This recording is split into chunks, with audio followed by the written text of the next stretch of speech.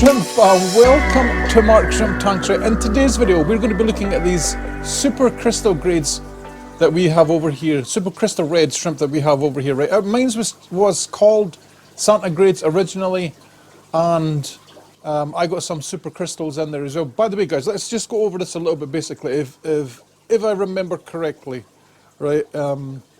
Basically, super crystal reds in a nutshell are the opposite end of the spectrum from an SSS grade crystal red shrimp, right? So you're going all the way back, you're going through all the grading back through A, B, C, right, and beyond, right, until you get a shrimp that is more or less more red, right, because the other way, the SS grade is white, right, so you're going the other way to the red. And this is the part that I've found hard to get information on. I know what a super crystal red looks like. It is where you have nearly an all red shrimp with a little white stripe in its back, and they can have a little white stripe in the tail section and a little white part in their, above their eyes. You get a Santa version as well, which means it is a red-bodied shrimp with a little white bit above the eyes, no white anywhere else. But I also have a grade that is all red, and I can't find any information anywhere on the internet to tell me what this is actually called. Let's get it near the front. They're already fine with each other. And we'll move some of these plants out of the way just to make it easier for us to grab the culls. Culls will be going into my mixed bee shrimp tank as well. I'll also get the macro camera set up somewhere around about here so you guys can see a bit better. The GoPro is not very good for close-up shots. Alright guys, we are going to have to be kind of quick with this because these guys are super active. I've not seen them this ravenous for a long time, right? So we're going to take our jug here. We're just going to plop it up to the side. I'm going to add in some water, maybe 2 or 3 scoops, and we're going to take out anything that isn't a super crystal red to start with. So that's anything that has excessive white in it, because that's what makes a super crystal red. A super crystal red is the fact that it has a lot of white in it compared to, or a lot of red in it compared to a normal crystal red. Right, so what we're looking for here, as I said, is we're looking for any shrimp that is has excessive amounts of white in it, like this one here. Look, this one here, you see. This looks like, it kind of looks like a lower grade normal crystal red, kind of with 2 white stripes in the back. We were looking for shrimp that have 1 white stripe in the back. So this is going into our cull tank. But yeah, guys, let me know as well about that question that I had for you before. Are these from Pure Red Line? God damn it, this one's frisky. That one's so frisky I can't even see where it went. Let's get onto another shrimp. Here's one here, right here. Yeah, these guys are super active. I've not seen them as active before. Come on, stay in the net. Unfortunately, because of the way I'm lying here as well, I can't put my hand over the net, but it's good if you guys can do that as well. There's a shrimp right in here, off the camera. It is, my God, how are they so active? It's a good thing. It's a good thing because it's, go on, in you go. Don't want to get all that duckweed. It's good that they're active. I'm not saying it's a bad thing, but it makes it a little bit harder for us to catch them. Come on, in you go. I'll have to sit up a little bit. I can't see what I'm doing with this net here. Maybe we should move this onto the other tank here just to get it out of the way. Yeah, like this. This might be better for you guys as well. I'm having to watch, guys, and don't knock my own camera over.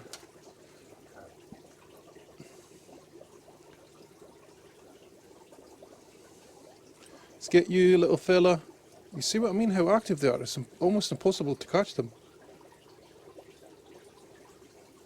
Yeah, it's better to get these over this side. So that's about 5 shrimp out so far. 4 shrimp.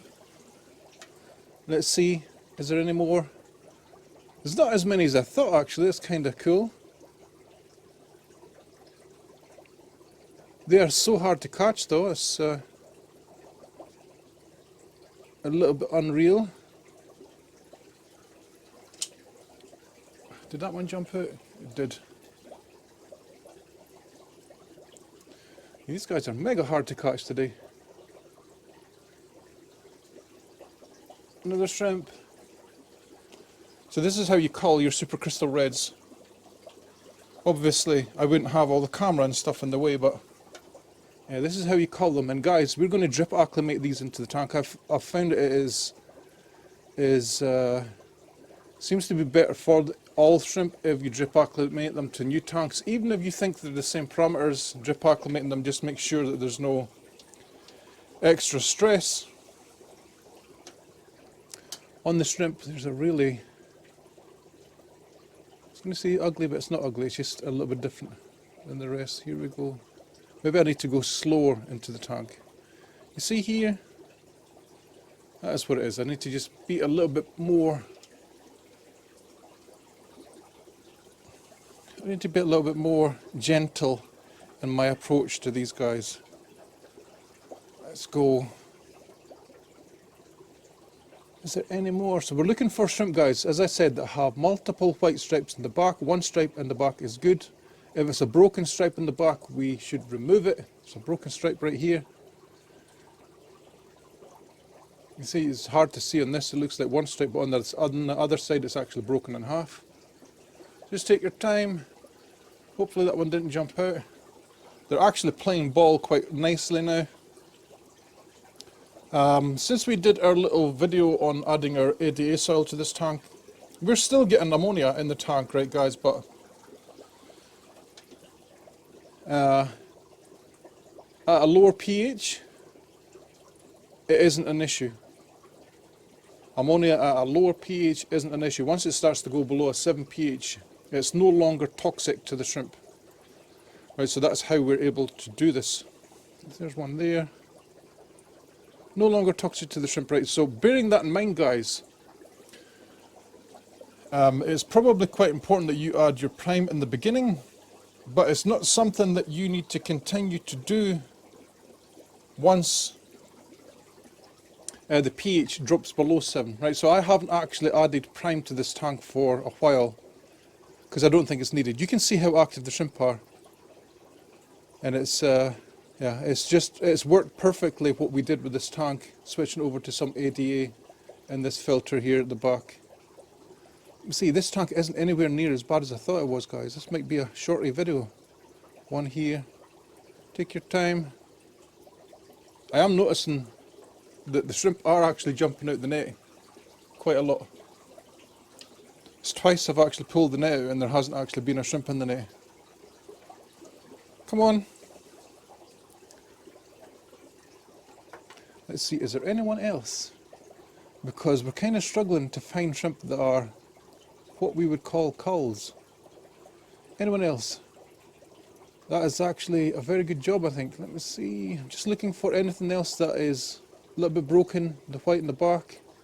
We have a lot of good quality shrimp in here. I'm actually surprised that there is as many good ones as this in the tank. I thought there was more bad ones. Yeah, so guys, as well, let me know in the comment section below if anybody knows what this grade is here. Because this is a red shrimp, it's a crystal red shrimp, but there is no white at all in its body. Looks pretty cool. I think it's probably the highest super crystal red grade that you can get. I think, in a way, because it's, I can't see how the pattern would go anywhere else. There's another one up here. Oh, I jump into the net, very good. Little fella hiding in there.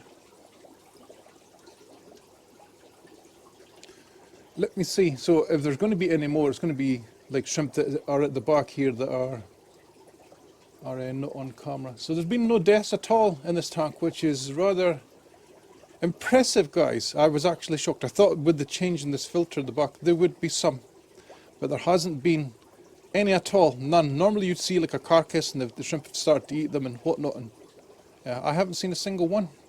I think we might actually be done here, guys. I actually can't see a single other cull in the tank, not even nothing that's hiding. Let's get these shrimp over to our mixed beef shrimp tank and we'll drip acclimate them and put them in the water. Here are the culls before we move them into the other tank. You can see what I mean, how they're a little bit messier in the back. I'm actually surprised that this is all there was in there, because I thought it was like 50-50 culls, but it's reasonably good. Let's have a little look at the setup, what we're doing. This is the supercrystal rays. Let me see one.